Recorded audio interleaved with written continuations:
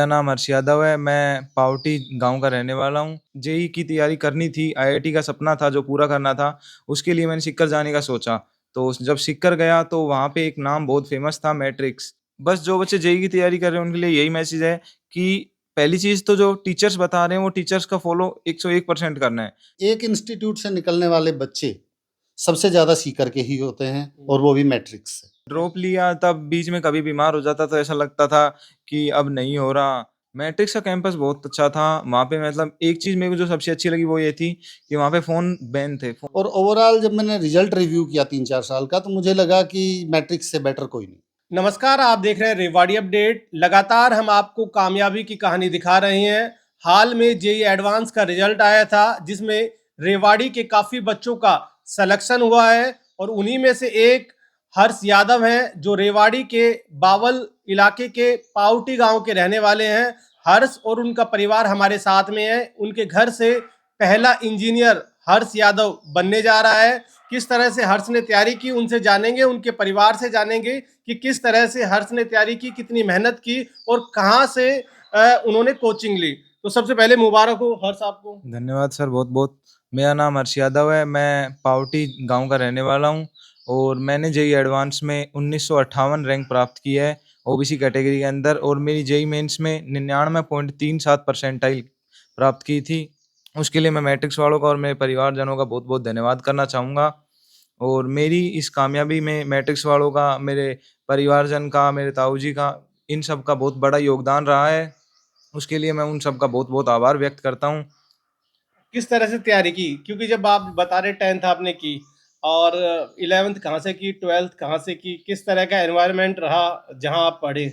मैंने 10th क्ला school जो है वो CR international school Tihara Rewari से पास आउट की थी। उसके बाद जैसे जेईई की तैयारी करनी थी, आईआईटी का सपना था जो पूरा करना था, उसके लिए मैंने सीकर जाने का सोचा। तो जब सीकर गया तो वहाँ पे एक नाम बहुत फ़ेमस था मैट्रिक्स, जो कि जेईई के लिए जाना जाता था। तो मैंने भी मैट्रिक्स से अपना जेईई का सपना पूरा करने का सोचा। तो एक कोचिंग सेंटर का जो चयन करना काफ़ी मुश्किल होता है क्योंकि ढेर सारे कोचिंग सेंटर्स हैं। सीकर का आपने सुना होगा, लेकिन मैट्रिक्स के बारे में कैसे पता चला?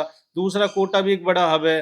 तो अलग-अलग सेंटर्स हैं, तो आपने अच्छे कोचिंग सेंटर का चयन कैसे किया और क्या खास लगा?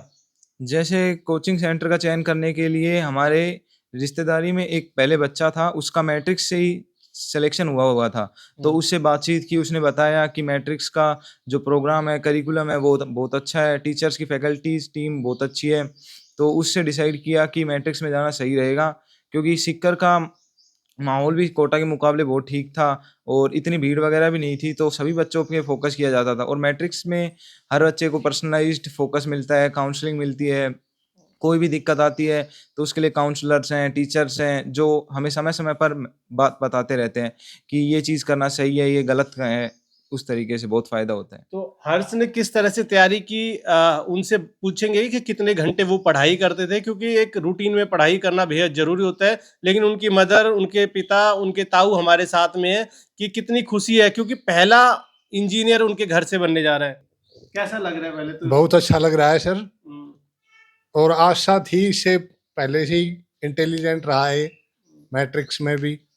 फिर मेरे भाई का बहुत बड़ा योगदान है इसमें, उन्हीं के मार्गदर्शन में इसने ये जर्नी स्टार्ट करी थी। तो आप सर्विस में आप तो बाहर रहते होंगे? जी, मैं तो बाहर रहता हूँ, तो मैं तो बस घर साल में वही 1-2 महीना आना जाना, बाकी मेरे भाई साहब ही देखते हैं। किससे मोटिवेशन मिला हर्ष को?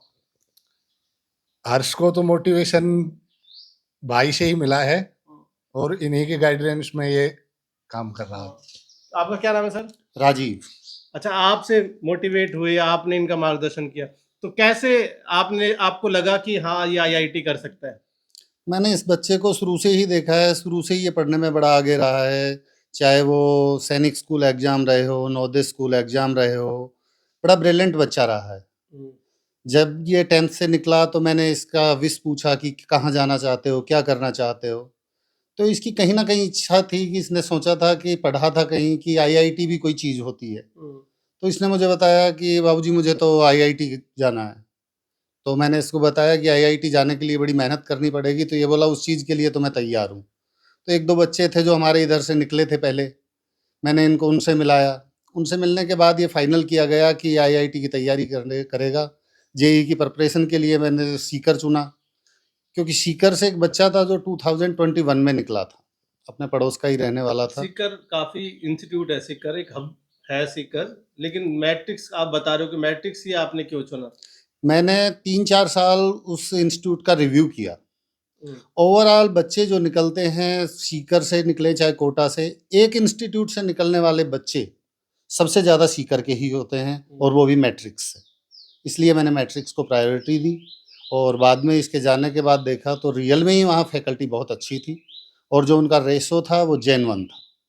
किस तरह से चेक किया आपने? जो ओवरऑल परफॉर्मेंस है वो किस लेवल पे चेक की? क्या-क्या देखा आपने? एज ए अभिभावक अगर कोई बच्चा वहाँ जाता है तो क्या देखे इंस्टीट्यूट में? सबसे पहले तो मैंने वहाँ का माहौल देखा कि वहाँ के पढ़ाई का माहौल था, जो टीचर थे, फैकल्टी थी, बड़ी गाइड करने वाली फैकल्टी थी, बड़ी मोटिवेशनल फैकल्टी थी। और ओवरऑल जब मैंने रिजल्ट रिव्यू किया 3-4 साल का, तो मुझे लगा कि मैट्रिक्स से बेटर कोई नहीं। इस बार हर्ष किस तरह का रिजल्ट है? क्योंकि आपका भी हुआ है, हाँ। काफी और भी बच्चे हैं जिनका इंटरव्यू हमने किया है, लेकिन ओवरऑल कैसा रिजल्ट रहा आप बता पाएंगे? इस बार का मैट्रिक्स का रिजल्ट बहुत अच्छा गया और इस बार 99 परसेंटाइल से ऊपर भी कुछ 300 के ऊपर बच्चे थे। तो 300 से ऊपर बच्चे, ऐसा था कि मैट्रिक्स के सबसे ज़्यादा बच्चे थे पूरे सीकर के अंदर ही। तो मैट्रिक्स का रिजल्ट ओवरऑल बहुत अच्छा था इस बार का। मेंस में कैसा था आपका? मेंस में मेरी 99.37 परसेंटाइल आई थी और 9000 रैंक थी जनरल कैटेगरी के अंदर, और ओबीसी में 2000 रैंक थी मेरी। अभी जैसे काफी बच्चे इस वीडियो को देखें, क्योंकि आप ऑलरेडी क्रैक कर चुके जेईई एडवांस, तो उनके लिए क्या कहेंगे? वो किस तरह से तैयारी करें? आपने क्या पूरा दिनचर्या अपनाया? क्या रोड मैप था पूरा आपकी कामयाबी का? बस ज़्यादा कुछ तो ऐसा नहीं होता कि लोग कहते हैं कि जेईई में बहुत सारा पढ़ना पड़ता है, बहुत ज़्यादा पढ़ना पड़ता है, इतना कुछ नहीं होता। बस हमें ये होता है कि हमें लगातार और डेली उसी कंसिस्टेंसी के साथ पढ़ना पड़ता है। जैसे लगातार हम 6, 7, 8 घंटे अगर हम लगातार पढ़ते जाएँगे तो हमारा सिलेक्शन हो जाता है। परंतु लगभग बच्चे ये गलतियाँ कर जाते हैं कि वो 1 दिन पढ़ते हैं, फिर 2 दिन नहीं पढ़ पाते, फिर तीसरे दिन पढ़ लेंगे। तो हमें ये नहीं करना होता। ये गलतियाँ छोटी-छोटी जो गलतियाँ होती हैं, इन्हीं के कारण हमारा आखिरी में जाके सिलेक्शन नहीं हो पाता।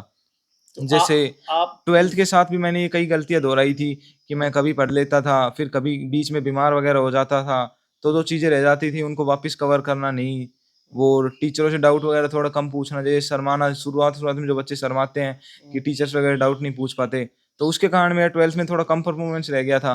फिर मैं जब ड्रॉप ईयर लिया मैंने, तो ड्रॉप में जैसे डेली रेगुलर क्लासेस जाना, क्लासेस में 100% अटेंशन के साथ पढ़ना, वो सब चीज़ों के कारण बहुत ज़्यादा इम्प्रूवमेंट हुआ और मेरी रैंक बहुत ज़्यादा इम्प्रूव हुई। आपने गलतियों से सीखा, हाँ, साथ गलतियों में से कई सीख के किया। कई बार ये लगता है कि रेगुलर जब पढ़ते हैं, जैसे ड्रॉप लिया आपने, जब ड्रॉप लिया या फिर बीच में कभी ऐसा लगा कि नहीं हो पाएगा, क्योंकि मुश्किल काफ़ी आती है, आप हाँ, जैसे बीच बता में रहे बीमार जैसे हो जाते हैं। ड्रॉप लिया तब बीच में कभी बीमार हो जाता तो ऐसा लगता था कि अब नहीं हो रहा, तब फिर पेरेंट्स वगैरह से बात करता, फिर टीचर्स वगैरह से एक आधे से काउंसलिंग करवाई, तो टीचर्स ने बताया कि बेटा ये सब नॉर्मल होता है, हो जाएगा, आप बस पढ़ाई पे ध्यान रखो, जो आपका छूट गया उसके लिए मैटलैब वगैरह हैं, टीचर्स से डाउट काउंटर्स पे पूछ लो, क्लास के बाहर पूछ लो टीचर्स से।